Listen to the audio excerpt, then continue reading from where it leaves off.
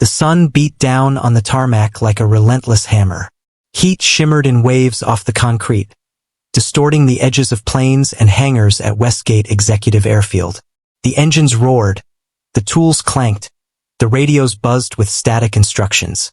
Amid it all, Darius King stood unnoticed near Hangar 4, a 17-year-old intern with no pay and no title. He wiped sweat from his forehead with the back of his glove and continued sweeping the oil-stained pavement. Every so often, he paused not to rest but to watch.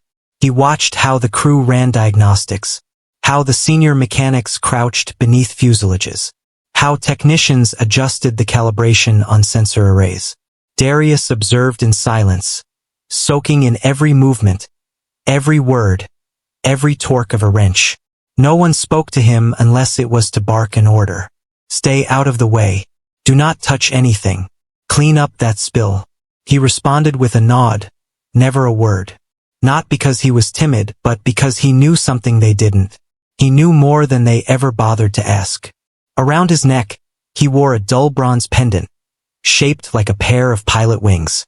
It had belonged to his grandfather, Elijah King, a retired technician from the United States Air Force. Darius never took it off. It rested against his chest like armor, like memory, like a promise not yet fulfilled. Most days he kept to himself. He showed up early, left late, and spent every minute between absorbing everything like a sponge. He memorized the layout of the hangar, the wiring diagrams pinned to the breakroom wall, and the hum of each engine as it started. At night, he studied old aircraft manuals scanned from his grandfather's collection. While other teens chased TikTok trends, Darius chased torque specs and system schematics. Still, to the mechanics around him, he was just another kid from South Fulton who got lucky enough to land a summer spot. They didn't see the precision in his eyes or the way he tracked pressure gauges from 50 feet away. They didn't notice how his hands mimicked theirs in the air as he worked out repairs in silence. Darius didn't need their validation. He had a higher goal. One day they'd stop overlooking him. One day they'd understand that he didn't just want to be near jets. He belonged with them. But that day wasn't today.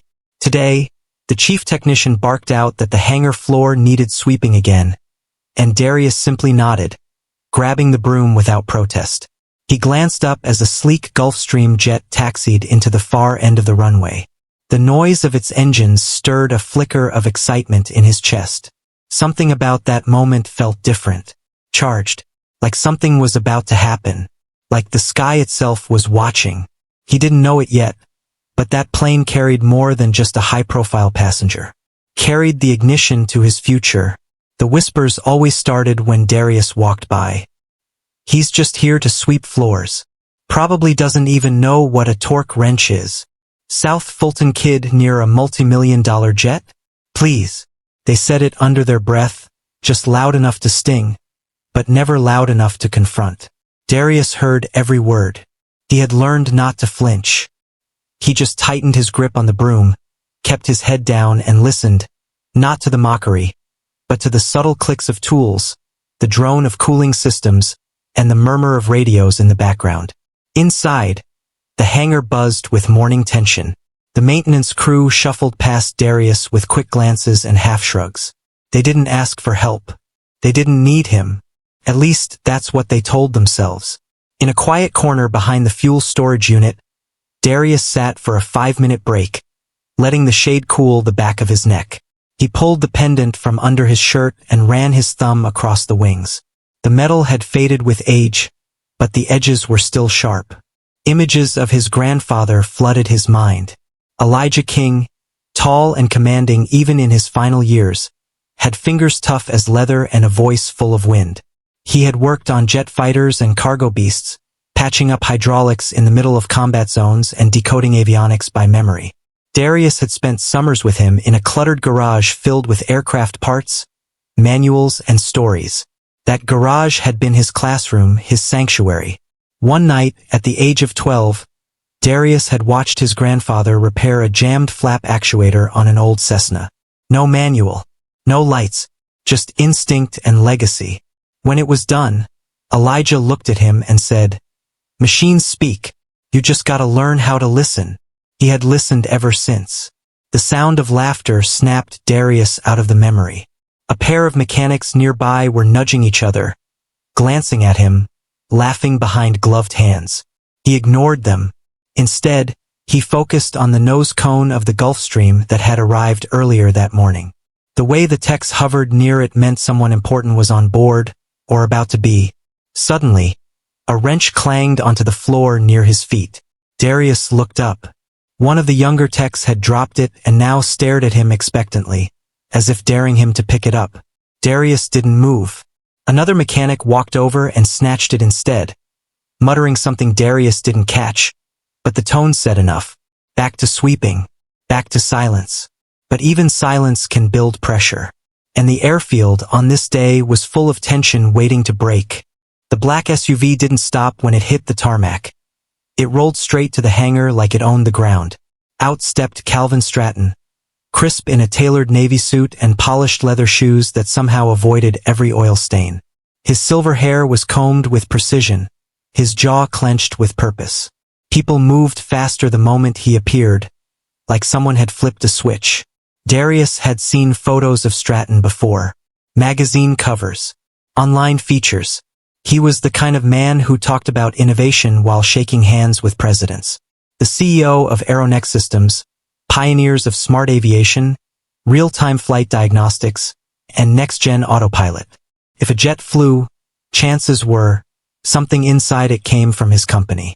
But what no one said out loud was that Stratton was also known for being impossible to please.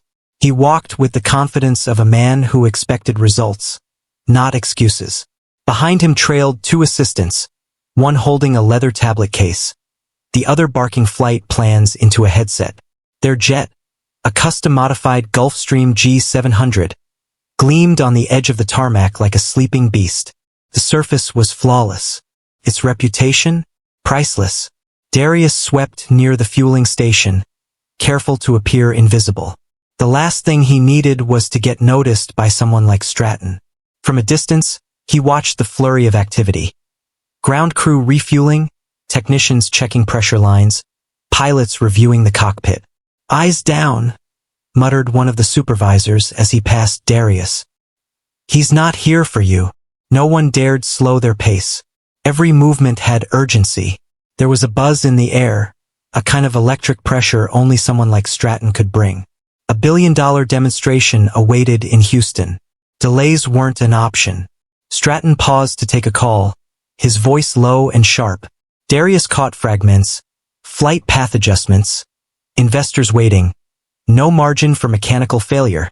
Then Stratton turned sharply toward the jet and walked briskly up the boarding stairs, disappearing inside. The mood on the ground shifted. Now it was about impressing him. Darius moved toward the edge of the hangar, away from view, but still watching. It was like observing a live circuit board, people darting from point to point, relays of tools, cables, equipment. He took mental snapshots, noticed a technician struggling with a panel on the port side, a misplaced lockout tag dangling from the hydraulic bay, a subtle delay in the system check timing from left to right wing. Things others ignored, Darius absorbed. One mechanic cracked open a cold drink nearby, leaned against a crate, and whispered to another, "They better pray that jet doesn't hiccup. Stratton's got zero patience." The other replied, "If it hiccups, he'll fire everyone from the tower to the tarmac." Darius looked up at the jet once more. The G700 sat under the sun like royalty. But even royalty has bad days. And today, something in Darius's gut told him, this jet wasn't flying anytime soon. Inside the cockpit of the G700, warnings blinked like tiny sirens. Red lights, amber alerts, silent chaos. The pilot's brow furrowed as he tapped the touchscreens, toggled switches, and rebooted systems. Nothing responded the way it should. The auxiliary power stayed offline. The avionics wouldn't sync. A sleek, $20 million jet was now a grounded giant. On the tarmac, the temperature rose, and not just from the sun. Technicians crowded near the aircraft's nose gear. Laptop diagnostics, thermal cameras, cables snaked in and out of panels. Everyone moved with urgency, but no one had answers. Stratton emerged from the cabin. His expression wasn't anger yet, but it was close. His tie had been loosened, but not by choice. He scanned the crew with a glare that landed like a slap. "What's the status?" he asked. "Sir, we're running full diagnostics now," replied the chief technician, a man named Russell with a sunburned neck and sweat-stained collar. "Might be a software cascade issue, maybe tied to the avionics control loop." Stratton narrowed his eyes. "Might be." The crew fell into a heavy silence. Behind them, Darius stood at the edge of the hangar, pretending to inventory tools. But his ears were locked in, every syllable etched in memory. He glanced at the laptop screen as a tech walked past, error codes flickering across a grid. He recognized them. His hands clenched. Russell barked orders. "Pull the side panels. Run a backup. Reroute the flow. Check every relay." Stratton turned to his assistant. "Get me an alternate aircraft. Now." "But sir, this one's certified for the Houston presentation. Swapping would require a full reclearance." "I don't care. Find a way." The seconds became razor blades. Crew members double-checked systems they'd already reviewed. Still nothing worked. Time bled away 1 minute at a time. Darius couldn't help but inch closer, moving quietly behind a tool cart. The commotion gave him cover. He peeked toward the open panel under the left wing and spotted something strange. An avionics conduit just barely loose from its housing. Not disconnected, but misaligned. Subtle, delicate, easy to miss. His heartbeat quickened. He could fix that. He knew how. But his job wasn't to speak. It was to stay out of the way. Inside the cockpit, the pilot's voice filtered out over comms. Still no response from the primary interface. Even after a cold reboot, Stratton exhaled hard and turned away from the jet, rubbing his temples. Darius took one more step closer. Just one. "Hey!" A voice snapped behind him. One of the ground supervisors marched over, eyes locked on him. "You're not cleared to be this close. Get back to the hangar." Darius nodded quickly, retreating with measured steps. But even as he backed away, his eyes stayed fixed on that conduit. He had seen that failure pattern before. Not in the textbooks. Not in training. At home, on his grandfather's workbench, where they'd spent hours dissecting avionics boards from decommissioned planes. His grandfather would say, "Always look for the wire that doesn't hum." And that wire wasn't humming. Back in the hangar, Darius gripped the edge of the workbench. He wanted to shout. He wanted to run in and fix it himself. Instead, he waited, watched, and listened as Calvin Stratton, CEO of Aeronex, cursed beneath his breath and ordered his jet crew to prepare for cancellation. From the back of the hangar, Darius paced like a caged hawk. His fists clenched at his sides. The voices outside grew sharper, more frustrated. Stratton barked into a phone, his tone clipped and venomous. Mechanics hustled past him, running checklists that led nowhere. Still no power, no systems, no launch. The conduit was still loose, and no one had seen it. Darius pressed his lips together. He knew he was just a kid to them. Worse. An unpaid intern from South Fulton with grease-stained jeans, and a last name no one bothered to remember. But he also knew he was right. He couldn't take it anymore. Darius stepped from the hangar into the searing heat, keeping his head down as he moved closer to the jet. The voices swirled around him. Rushed commands, crackling radios, the hiss of pressure valves releasing. He cleared his throat. "Excuse me," he said quietly. No one heard him. "Excuse me," he repeated, louder this time. Russell, the chief technician, turned sharply. "You lost." Darius stood firm. "No, sir. I think I know what the issue is." A wave of silence rippled around him. One of the junior techs chuckled under his breath. Another rolled her eyes. Russell crossed his arms. "You think you know what's wrong with a Gulfstream avionics failure?" Darius nodded once. Stratton glanced up from his phone, then slowly turned to face the boy. His expression read as something between irritation and amusement. "And who are you?" Stratton asked coldly. "Darius King, sir. I'm interning here for the summer." Stratton looked at Russell. Your intern thinks he can fix the jet? Russell scoffed. He's here to sweep the floors. Darius took a slow breath. With respect, sir, I noticed a misalignment in the secondary avionics conduit, near the left wing's access panel. If it's not seated properly, it can cause a cascade failure through the backup power interface. A hush fell over the group. Stratton narrowed his eyes. You're saying that's the cause of a total system shutdown? It might be. The diagnostics show a loop error in the IES matrix. That usually happens when one relay shorts out and the feedback loop can't isolate it. I saw a similar problem on a simulator board last year. Russell stepped forward. Enough. You're not qualified to. I'm not asking to touch it, Darius said quickly. I just think someone should check that spot. Stratton studied the boy. His suit glistened in the sunlight, but his eyes were shadowed with skepticism.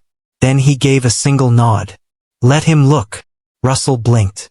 Sir, I said, let him look. If he's wrong, we've lost 2 minutes. If he's right, we've saved 2 hours. Russell hesitated, then motioned to a technician. Open the panel. Let the intern have his moment. The side panel swung open with a hiss. Darius stepped forward, the heat pressing on his neck. He knelt beside the open compartment, hands steady. His fingers brushed over the wiring, tracing each connection. And there it was, the misaligned conduit. Subtle, but off.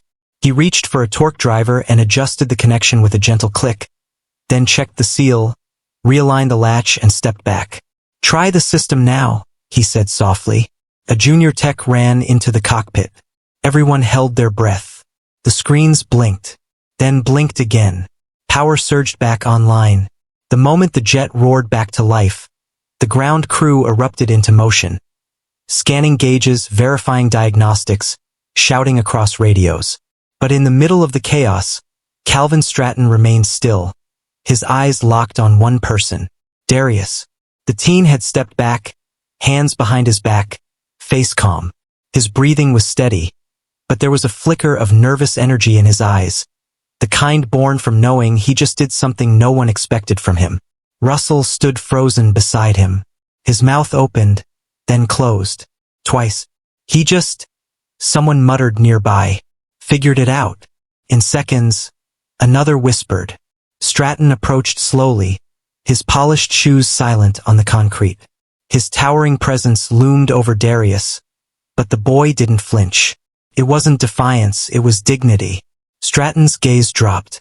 There, hanging from Darius's neck, was the worn silver pendant. A pilot's wings, old, scratched from time, but unmistakable. Stratton's eyes narrowed. Where did you get that? He asked, voice low. Darius touched the pendant lightly. It belonged to my grandfather, sir. What was his name? Elijah King.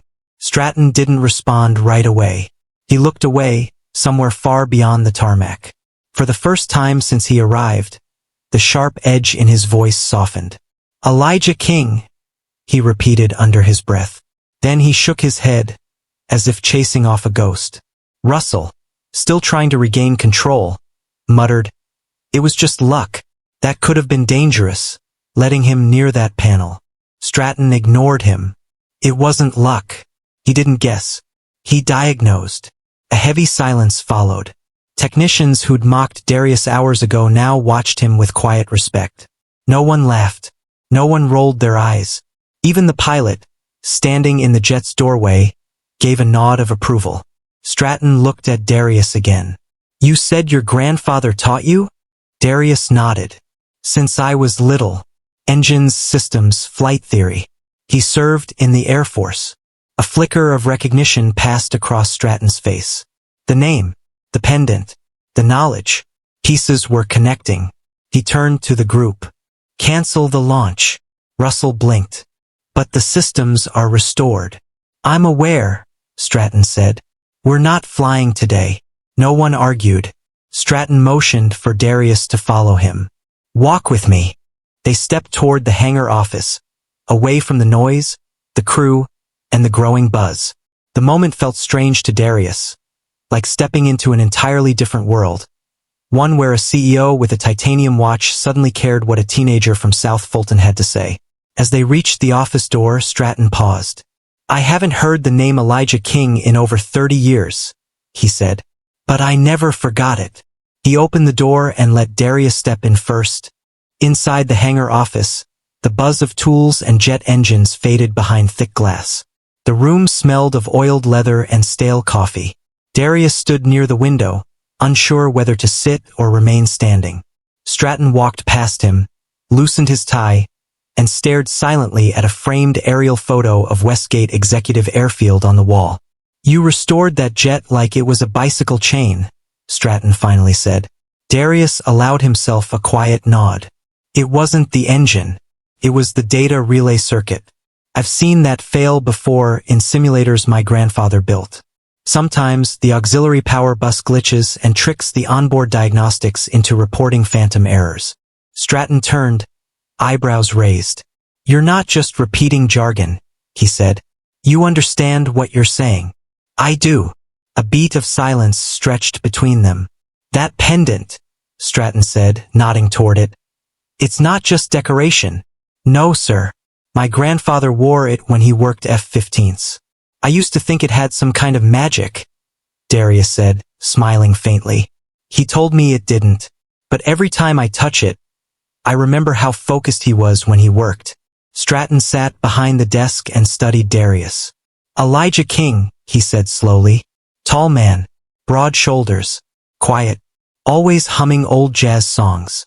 Darius's eyes lit up. "You knew him?" Stratton leaned back. "He worked with my father. Back when Aeronex was just an idea in a spiral notebook. Elijah was one of the first techs to touch our prototype engines. I was a teenager about your age now. I used to fetch water while they worked. My father called him Eagle Hands because he could trace faults faster than anyone." Darius lowered his gaze for a moment. "I didn't know they knew each other that closely." Stratton nodded. "Most people forgot, or never paid attention. But not me. Your grandfather was the reason I learned the importance of details. He didn't say much, but when he spoke, people listened." There was something fragile in Stratton's tone now. Not weakness, but reverence. "You're his legacy, aren't you?" Stratton asked. "I hope so," Darius said, his voice steady. Outside the window, the jet's turbines were winding down. The mechanics began dispersing, many of them still casting backward glances at the office where Darius now stood. Stratton stood and walked toward the window. "You know, I used to think talent came with degrees and titles. Now I'm thinking it comes with heart. And memory. And maybe even a pendant." Darius felt the weight of the small metal wings on his chest. "I don't want this moment to fade," Stratton said. "Not for you. Not for this place. You just changed how I see a lot of things." "I didn't mean to cause a scene," Darius said quietly. "You didn't cause a scene," Stratton replied. "You solved one." Then he reached for his phone and made a call. "Cancel my meetings. I'm staying here a little longer." As he hung up, he turned back to Darius. "Let's take a walk tomorrow," he said. "You'll show me what else you've learned." Darius nodded slowly. For the first time, someone powerful wasn't telling him to stay out of the way. They were asking to walk beside him. The next morning, the hangar felt different. The buzz of routine maintenance continued, but there was a hum of curiosity beneath it. Mechanics who once ignored Darius now offered slight nods. One even handed him a clean rag without being asked. Darius said nothing in return, just tucked it in his back pocket and kept walking. Calvin Stratton was already in the hangar office, no longer in a suit, but in a dark Aeronex fleece, sleeves rolled up. He looked less like a tech mogul and more like a man returning to familiar ground. As Darius stepped in, Stratton motioned toward a second chair at the desk. "Sit. Let's talk," he said simply. The conversation began with small questions: what engines Darius liked working on, how he learned to identify faulty relays, why he thought the bypass worked the previous day. But slowly, the questions grew deeper. "What did your grandfather teach you about systems that books don't?" Stratton asked, genuinely curious. Darius didn't pause to listen to them. Machines speak in their own way. A shudder, a flicker, a change in pitch, He said if you're quiet enough, they'll tell you what's wrong before anything breaks. Stratton nodded slowly, leaning back in his chair. He really said that? Every day, Darius replied. A quiet moment settled between them. Then Stratton stood and opened a metal drawer in the wall cabinet. He took out a faded photo and handed it to Darius. It showed 3 men standing in front of a prototype twin-turbine jet. One of them was unmistakably younger Elijah King, wearing the same pendant now around Darius's neck. That was day 1, Stratton said. My father trusted your grandfather more than anyone else in that hangar. When he passed, we lost more than a technician. Darius studied the photo carefully. Thank you, he said, almost in a whisper. Stratton looked out the window for a long moment. Then he spoke again, his voice softer. You know, my father used to say, when you spot a spark, don't wait for it to burn bright. Fan it. Protect it. Let it grow. He turned back to Darius. You're more than a spark. You're a fire waiting for sky. The words sat heavy in the air. Just then, a knock on the door. One of the assistant engineers peeked in, hesitant. Sir, just letting you know, some media crews are calling. They caught wind of yesterday. A video's out. It's making rounds online. Stratton raised an eyebrow. A video? Darius's heart jumped. I didn't know anyone recorded it. The assistant shrugged. It's got 500,000 views already. They're calling you the Jet Whisperer. Stratton smiled faintly, then dismissed the assistant. Looks like the world's meeting Darius King whether you planned it or not, Stratton said. Darius tried to process the weight of it. He hadn't done it for attention, just to help. You okay with that? Stratton asked. I don't know, Darius answered truthfully, but I won't run from it. Good, Stratton said, because this is just the beginning. Outside, workers paused to glance toward the office. Something had shifted, invisible but real. Respect doesn't need words. It shows in footsteps that no longer rush past, in eyes that finally see. Darius stood up, the pendant cool against his chest. Recognition had come, not in cheers or handshakes, but in silence. And that was enough. News of Darius's feat moved faster than any jet on the runway. Within hours, the video clipped across social media platforms. His calm demeanor, the quiet confidence, and the way he handled the crisis under pressure made viewers stop and watch. Comments flooded in, praising not just his skill but the story behind the pendant that tied him to his grandfather's legacy. Young black kids from neighborhoods far beyond South Fulton sent messages. They asked for advice, for encouragement, for stories. Darius replied to every single message, typing slowly between his shifts at the airfield. Each reply was patient, thoughtful.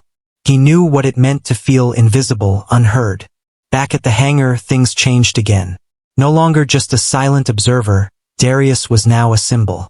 The mechanics who had once ignored him invited him to join conversations. They asked questions about engines, avionics, and flight controls. Some brought manuals and textbooks for him to study during breaks. Stratton kept his distance but was always watching, as if waiting for the right moment to step forward. One afternoon, Darius found himself surrounded by a small group of interns and junior engineers. They wanted to hear about his grandfather, about how he learned to fix things when others gave up. He told them stories of late nights in a cluttered garage, of patience and persistence, and of never giving up on a machine that seemed beyond repair. A reporter from a local newspaper asked for an interview. Darius agreed, knowing the power of words. He spoke about dreams, how they sometimes felt out of reach when you grew up in a place where few believed in the sky as more than a distant ceiling. He talked about the power of knowledge passed down through generations, about finding strength in history and using it to build a future. The article ran with the headline, Teen Jet Fixer Breaks Barriers and Stereotypes. It wasn't just about fixing a plane. It was about breaking down walls. At night, when the airfield was quiet and the stars blinked overhead, Darius thought about the path ahead. The viral fame was new and strange, but it didn't change who he was. He was still the same kid, the same apprentice, learning every day. But now the world was watching, and that meant everything was possible. Weeks passed since the video went viral, But Darius's routine at Westgate Executive Airfield barely changed. He still arrived early, wiped down tools, and watched planes come and go under the unrelenting sun. Yet beneath the surface, something was shifting. One morning, as he worked near the hangar, a sleek black car rolled to a stop. Calvin Stratton stepped out, holding an envelope. His usual sharp demeanor was softened, almost respectful. Darius's heart raced, but he stayed steady. Stratton approached, handed over the envelope, and spoke quietly. "This is from Aeronex. We want you to join our engineering mentorship program. You have a gift. We want to help you take it higher." Darius glanced at the letter, his fingers brushing the worn pilot wing pendant resting against his chest. The weight of generations seemed to settle there, grounding him even as new possibilities opened wide. That afternoon, Darius met with Aeronex engineers. He toured labs filled with cutting-edge technology, talked through blueprints, and imagined a future he had only dreamed of before. The mentorship wasn't just about learning aircraft systems. It was about building a bridge to a world where talent and passion, no matter where they came from, could thrive. As a jet thundered overhead, Darius stepped outside, shading his eyes against the bright sky. He looked up, the pendant warm against his skin. For the first time, the sky did not feel like a ceiling. It was an open invitation. The airfield was no longer just a place where he fixed planes. It was the launch pad of his future. Darius King was ready to soar.